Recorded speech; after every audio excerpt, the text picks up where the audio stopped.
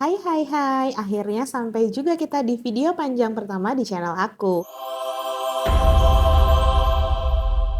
Salam kenal buat teman-teman yang baru mampir di channel ini, semoga kalian semua terhibur. Nah, channel aku ini akan membahas seputar review film, drakor, dan juga kisah nyata. Pokoknya pasti akan seru dan menarik. So, teman-teman jangan lupa ya untuk like, komen, dan subscribe supaya aku semakin semangat loh buat bikin konten buat kalian. Dan tanpa berlama-lama lagi, kita langsung bahas film The Haunted Apartment, Miss K. Film ini tayang di tahun 2024, disutradarai oleh Guntur Suharjanto, dibintangi oleh Cinta Laura sebagai Alma, Arifin Putra sebagai Ryan, dan Kalista Arum sebagai Mia. Film ini berdasarkan kisah nyata sebuah apartemen angker yang ada di Surabaya yang sampai saat ini tidak berpenghuni. Dikisahkan ada dua kakak beradik, Alma dan Mia, yang tinggal di Jakarta. Alma punya pacar namanya Ryan yang profesinya yaitu seorang polisi bertugas di Surabaya. Nah, setelah ibunya Alma meninggal, Alma punya tanggung jawab untuk mengurus adiknya yaitu Mia. Karena usaha warisan orang tua mereka sedang mengalami kemunduran. Alma pun mengambil tawaran untuk menjadi manajer di apartemen Sasmaya yang ada di Surabaya. Tanpa pikir panjang, Alma juga Mia langsung pindah ke Surabaya. Ryan yang saat itu juga sedang bertugas di Surabaya menyelidiki sebuah kasus penghilangan nyawa yang sungguh sadis, namun kasus tersebut agak unik karena tidak ditemukan jejak penghilang nyawanya. Kebetulan kasus ini bersangkutan dengan apartemen Sasmaya karena korban sebelumnya tinggal di apartemen tersebut. Alma dan Mia awalnya disambut sangat baik dan ramah oleh pemilik apartemen Aiman dan Nulan. Mereka juga diberikan kamar sendiri untuk tinggal di lantai 3. Namun ada peraturan aneh di apartemen tersebut yang tidak memperbolehkan siapapun untuk naik ke lantai 6. Bahkan akses ke lantai 6 dikunci baik liftnya maupun pintu darurat. Hari pertama Alma bekerja sebagai manajer, Alma udah dapat komplainan. Salah seorang pemilik unit di lantai 5 mengeluhkan kamar mandinya yang terus-menerus bocor dan tetesan air berasal dari lantai di atasnya, yaitu lantai 6. Alma yang merasa bertanggung jawab langsung mengajak Mia untuk mengecek ke lantai 6, tepatnya unit 610. Begitu memasuki lantai 6, hawa gelap, lembab, dan menyeramkan mulai terasa. Apalagi ketika mereka memasuki kamar 610 itu, kamar terlihat kosong dan tidak berpenghuni, namun ada jejak kaki bercampur air yang berasal dari kamar mandi. Mereka mulai mendekati kamar mandi dan tiba-tiba ada suara wanita dari dalam kamar mandi. Siapa? Alma pun menjawab, ada orang di dalam. Suara itu menjawab lagi. Miss K, masuk saja. Walaupun ragu dan dilarang oleh Mia, Alma tetap nekat membuka kamar mandi. Mereka pun terkejut melihat sosok wanita dewasa berambut panjang dengan dress putih lusuh sedang memainkan rambut anak perempuannya di dalam bathtub dan berkata, Petang dino maghrib. 4 hari saat maghrib. Dan tentu saja mereka kabur. Aduh, merinding banget ya kalau aku yang di situ pingsan kayaknya. Keesokan harinya, 1 hari setelah kejadian, Alma mulai mengalami gangguan mistik. Penjepit kertas jatuh yang menunjukkan angka 1 seakan-akan mengingatkan bahwa hari itu adalah hari pertama. Alma juga melihat penampakan Miss K di unit 5 yang bocor. Mia juga gak luput dari gangguan mistis. Ketika dia berada di sanggar tari untuk berlatih tari, tiba-tiba Mia melihat bayangannya di kaca bergerak sendiri dan muncul sosok Miske dan juga anaknya yang membuat Mia terjatuh dan terkilir. Karena tidak tahan dengan teror Miske yang terus-menerus, Alma dan Mia menceritakan apa yang menimpa mereka kepada Ryan, Aiman, dan Nulan. Kabar Miske pun dicoba ditutupi oleh Aiman dan Nulan karena mereka takut para pemilik apartemen yang lain ikut-ikutan takut dan ujung-ujungnya pindah. Ryan penasaran sama ceritanya Alma dan memutuskan langsung naik ke lantai 6 untuk mengecek langsung unit 610. Walaupun udah dilarang sama Alma, Ryan tetap nekat. Ketika masuk, Ryan mengalami hal yang sama dengan Alma dan Mia. Dia melihat sosok Miske dan juga anaknya dan kata-kata yang diucapkan juga sama. Petang dino maghrib. Lalu sosok Miske dan anaknya pun menghilang. Ryan masih mencoba untuk mencerna hal mistis yang baru aja Ryan alami. Alma dan Mia akhirnya memanggil orang pintar atau dukun bernama Pak Sukmo untuk mengusir Miske. Baru berdiri nih di depan unit 610, Pak Sukmo langsung mendapat pesan dari Miss K bahwa siapa saja yang masuk ke unit 610 itu akan kehilangan nyawa di hari keempat saat maghrib. Pak Sukmo juga mengatakan bahwa dirinya itu nggak bisa mengusir Miss K dari apartemen tersebut. Pak Sukmo cuma bisa kasih saran agar Alma dan Mia bisa membantu memecahkan masalah yang dihadapi oleh Miss K agar Miss K bisa pergi dari apartemen itu.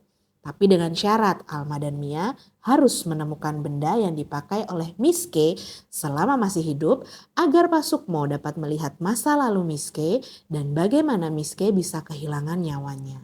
Lalu tibalah nih di hari kedua, belum ada petunjuk identitas sebenarnya siapa sih Miss K, di mana sih dia tinggal dan siapa keluarganya. Di dalam kebuntuan tersebut gangguan mistis pun tetap gencar. Tiba-tiba Alma mendapat telepon dari Mia yang meminta Alma untuk datang ke kolam renang untuk menemui dirinya. Setelah sampai di kolam renang, Alma tidak melihat seorang pun dan ketika dia menghubungi Mia di kamar, Mia justru bilang bahwa dirinya gak pernah menghubungi Alma. Sedang berpikir siapa yang mengerjai dirinya, tiba-tiba Alma ditarik sosok wanita ke dalam kolam renang. Yap, benar banget sosok itu adalah si Miss K. Mia yang mengkhawatirkan kakaknya langsung bergegas ke kolam renang pastinya. Mia terkejut melihat Alma di tengah kolam renang menggunakan topeng. Kemudian Alma keluar dari kolam renang dan menari tari Jawa di depan Mia. Setelah menari, Alma menarik Mia ke dalam kolam renang, tapi untungnya ada tamu yang melihat dan meminta bantuan Ryan, Aiman, dan Wulan. Ryan pun berhasil menyelamatkan Alma dan juga Mia. Alma dan Ryan mulai mencari topeng penari yang digunakan oleh Alma waktu kesurupan sesuai dari gambar Mia. Pencarian itu pun mempertemukan mereka dengan Pak Sugeng namanya, pengrajin topeng tari Malangan. Saat melihat gambar Mia, Pak Sugeng langsung teringat topeng karyanya yang dipesan oleh Ibu Kusuma Dewi, orang terkaya di kampung itu, dan dia punya anak perempuan bernama Kanti yang sangat pandai menari apalagi tarian topeng Malangan. Karena itu si Ibu Kusuma Dewi ini memesan topeng Dewi Sekartaji namanya dengan hiasan batu merah di atasnya. Topeng itu sering sekali dipakai oleh Kanti untuk pementasan dan itu membuat Ibu Kusuma Dewi sangat sayang dan bangga banget sama anaknya yaitu Kanti. Tapi tiba pada suatu hari Ibu Kusuma Dewi sungguh marah pada Kanti anaknya setelah tahu Kanti hamil dengan pria yang tidak disukainya. Kanti memutuskan pergi meninggalkan rumah daripada harus menggugurkan kandungannya. Kanti pun menghilang dan tidak pernah kembali. Bu Kusuma Dewi juga sudah melupakan anaknya. Alma dan Ryan berhasil menemukan topeng milik Kanti yang masih disimpan oleh pelayan Ibu Kusuma. Tanpa pikir panjang, Alma dan Ryan pun langsung bergegas menemui Pak Sukmo, dukun yang membantu mereka. Setelah melakukan ritual pemanggilan arwah memakai media topeng Kanti, Pak Sukmo baru bisa melihat masa lalu Kanti termasuk saat Kanti dan anaknya kehilangan nyawa mereka. Pak Sukmo berkata, Kanti dan anak perempuannya Kirani dihilangkan nyawanya secara sadis di unit 610.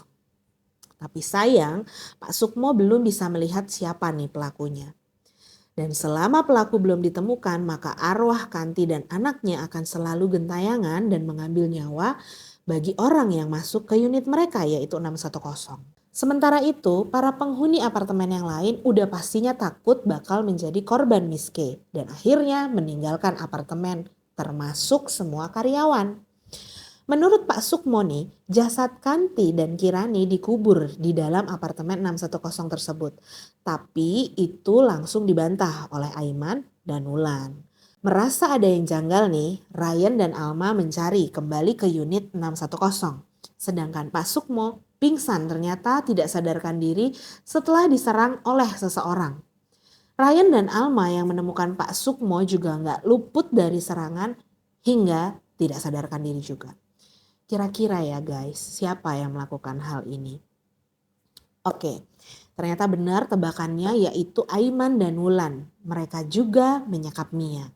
Beruntung mereka semua dapat lolos dan saat Pak Sukmo kembali memakai topeng milik Kanti, Pak Sukmo melihat jelas siapa pelaku penghilangan nyawa Kanti dan juga anaknya Kirani. Kalian pasti sudah bisa nebak kan guys? Siapa yang melakukan ini? Udah pasti adalah Aiman. Jadi Aiman ini nih adalah ayah dari anak yang dikandung Kanti.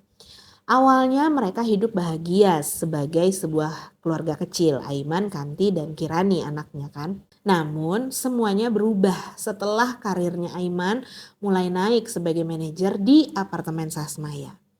Kanti juga memergoki Aiman berselingkuh dengan Wulan, lagi gitu-gitulah. Ketika Kanti ingin melaporkan perselingkuhan itu, Aiman justru menghilangkan nyawa Kanti dan Kirani dan mengubur mereka keduanya di dalam tembok di balik lemari baju unit 610. Dengan perlawanan dan usaha yang sangat keras, Alma dan Ryan berhasil membebaskan Mia. Dan mereka akhirnya menemukan jasad Kanti dan Kirani, tapi sayang Pak Sukmo yang tidak selamat.